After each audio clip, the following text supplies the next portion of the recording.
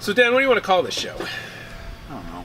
I feel like I'm getting poked, so poke the gorilla. Oh yeah, you're the gorilla. Yeah, I'm the gorilla. Yeah. All right, Dan. So here we are in front of Town Hall. Yeah. What a nice building. In very nice building. You know, it's a little, non-traditional. It's not Roman architecture. It was traditional 300 years ago. Right, well, Anyway. So anyway, what you got your goat today? What's the gorilla? Oh man, I got it. You know something? I'm glad you asked. Okay. I don't know if you watched those hearings, the congressional hearings. This is where it starts. It's not going to end here, but this is where it starts. Okay. Do you remember those congressional hearings about a month ago with Peter Strzok? Remember that guy? Peter Strzok, the FBI yes. guy. Him and Lisa Page. Had an affair with his coworker. Lisa Page, her. Yeah. Well, I'm watching the joint congressional hearing,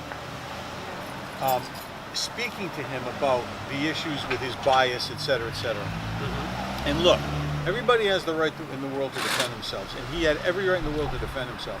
Where I ran a problem was the Democrats were actually running interference for him when they got to a question that may hurt somebody. And I'm talking about hurt the liberals, hurt the position that the liberals were taking or the Democrats were taking on this particular issue. So they were running interference. They were yelling point of order. They were interrupting constantly. They wouldn't let him answer any questions. And of course he was loving it because he didn't want to answer any questions. So what I have a problem with, and by the way, the ringleader of all this nonsense, guess who? Of course, David Cicilline. Doesn't matter who it is. But, No, it does matter because I was embarrassed. Well, yeah, because we live in Rhode Island. I was really embarrassed. I mean, so anyway, I'm watching these morons run interference for a guy that's being questioned by a congressional committee. And it just frosted me. And that just goes into the division that we're seeing right now between these partisans. I mean, the congressional partisanship and the political partisanship in itself is really out of control, and it's getting real frustrating. Really frustrating. I don't know. Did you see any of those? Well, here's actually Dan. I'm gonna take a bit of a left turn on you here. Go ahead. Because I know that you were concerned about this. Yeah. And we talk. Do I sit there and watch as much of the news coverage as you do about this kind of stuff? No, I tend to look at it after the fact. So you had talked to me about it, so I said, let me get up to date on this. Okay. And I tell you what I noticed. I noticed that it depends on your particular slant as to what the information you're going to get about these type of things are. Here's what I mean. What do you mean? What I mean is, as I said, let me get up to date so I can have a conversation with Dan about this. Mm-hmm. As you know, I'm more of a left-leaning person. Yeah. And the perspective that you had on it was completely washed out by anything that I could possibly look up about. Meaning, because you were influenced by what I said? No, because I'm influenced by what I've looked at prior to our conversation. Because of my, and here's what I'm getting at. Because of the history of what I tend to look at. And here's where I'm actually going to go left turn on you.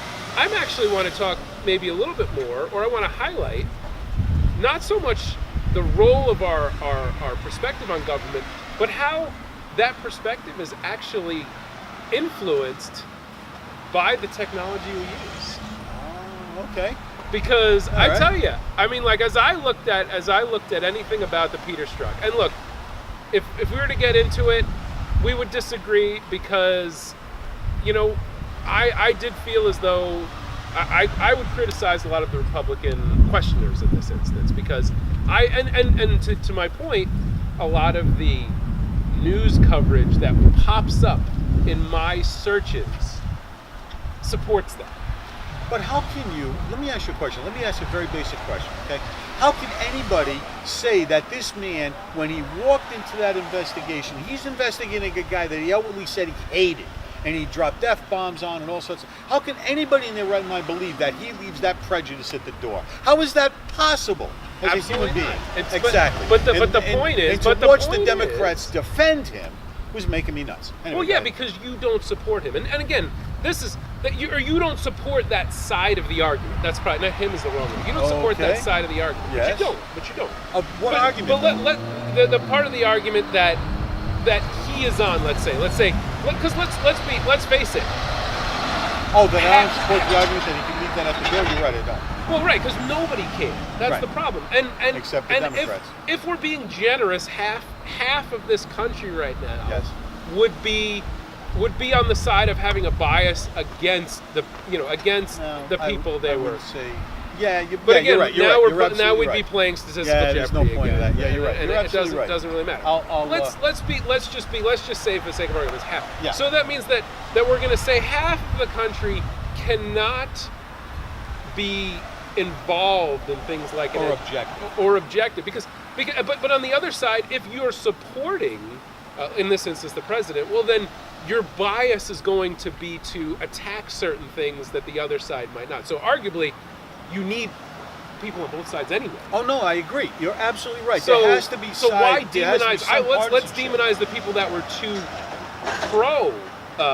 So anyway, so that would be my argument there. But on the other side of it, it's like it doesn't matter because as we view it as a population, we're being so influenced by the technology that we're trying to consume the information on that it's constantly going to reinforce our biases anyway. Absolutely. So to your point of the division is actually reinforced. being reinforced by things that actually aren't the division themselves. and aren't relevant enough to be forcing that division. But here's where I have a problem, okay? What I am having a real problem with is that one of the themes is that, and this is not just from the president, but this is from other people as well, that there is a quote-unquote deep state.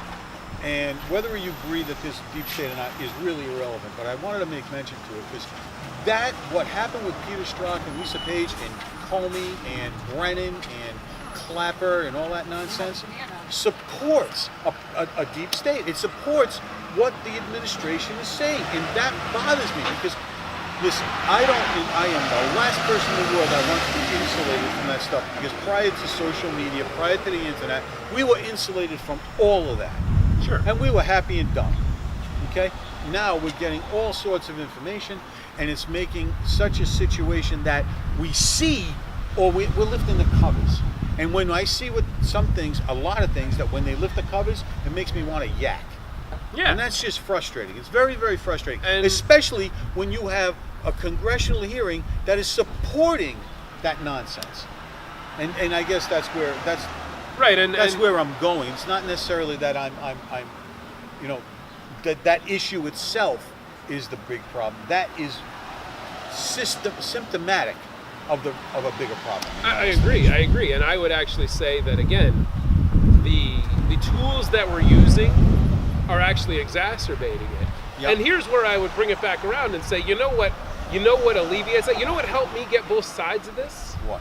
Having a conversation with you. Oh, I like that. You know what I mean? Having a conversation with you, because you are on a side of the issue and I'm on the side. So I was like, okay, well, let me understand Dan's side a little bit more. Mm-hmm. And then it allowed me to notice, wait a second, I'm having a hard time finding your side of the issue because of the way that my tools are trained to present information to me. So the easiest way to do it, I think, is to just civil discourse. Have a civil conversation with somebody. Discourse, yeah. With somebody like you and I that we, I like and trust you. I mean, we work together. I got your food. And I got your food too. But but it's a mutual thing. We work together and we're able to have a conversation. And I learn a lot from just having these conversations. Yeah, they are very helpful. And being able to understand both sides of the That's argument. why I enjoy doing instead this. of being stuck on one side. Which, if all you ever do is sit there on the media, then I think you'll be stuck on one side. The last thing that we needed to do, and I've had conversations with people that refer to the insult, and you've, I'm sure, had similar conversations with people that revert to insult. The one thing I appreciate about our conversation, listen, it's not all kumbaya, but the fact is one of the things I appreciate about our conversations is that we maintain a civil tone. And I think that's important. Well, we can have a little bit of a dramatic disagreement and then still be able to talk to each other 2 minutes later. Yeah, and not have to, do an MMA fight. Right. Yeah, Exactly. All right. So what's the next case? We out of here? Yeah, I think so. I think they're about to kick us out of here. Yeah, probably they're doing some kind of thing. Yeah. I think they got it up. All right, guys. All right. We're off. Next time.